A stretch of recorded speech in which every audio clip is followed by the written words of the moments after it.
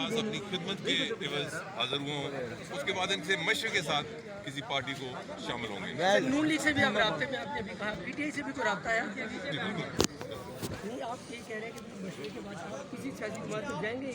Sir ये timing कौन सी election से पहले होगा या इलेक्शन के बाद, इसका भी फैसला नहीं। क्या ऐसा भी हो सकता है कि आप आज़ाद हैं? बिल्कुल नहीं हो सकता। अच्छा सर, ये कहिएगा कि कहा जा रहा है कि म्यूचुअल हो गई है, अब कुछ सियासत वाले कह रहे हैं कि गेट नंबर 4 मुकम्मल तौर पर बंद हो गया है।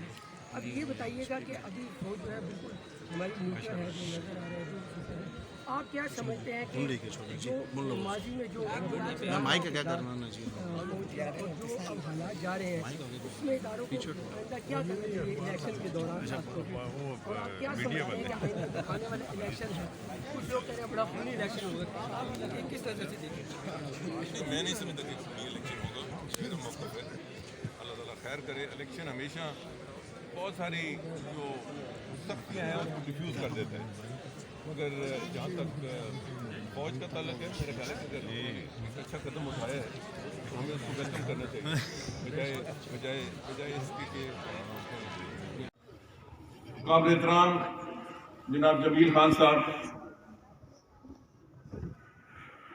बड़ी लंबी लिस्ट है, अगर मैं चेयरमैन साहबान, मलिक मेहरबान साहबान, तारिक संजीव साहब का और बाकी दोस्तों का नाम लेना शुरू करूं, मैं सबकी खिदमत में सलाम पेश करता हूं और आपको शुक्रिया अदा करता हूं।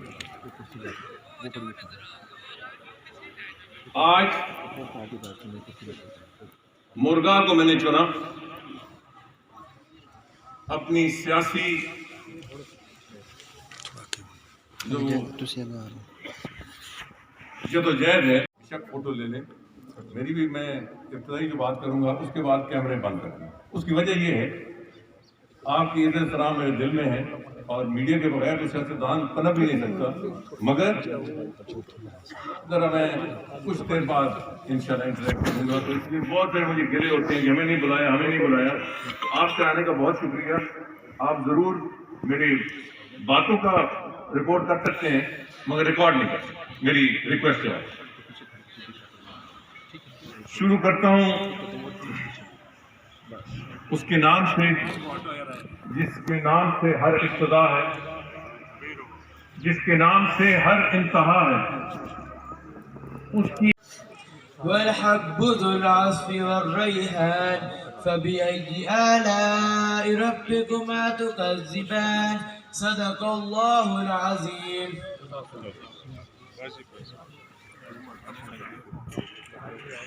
माशाअल्लाह, ये ज़ौक़ और शौक़ की बात होती है कि तुम अपने रब की कौन कौन सी नेमत को जुटलाओगे। और ना ये फूल तो बुलबुल का तरन्नुम भी ना हो, चमने दहर में कलियों का तबस्सुम भी ना हो। अल्लामा इकबाल के अल्फाज अंदर गौर करेंगे। नबी करीम सल्लल्लाहु अलैहि वसल्लम की ख़िदमत अक़दस में उसने कैसा नजराना इक़्तिदात पेश किया। और ना ये फूल तो बुलबुल का तरन्नुम भी ना हो,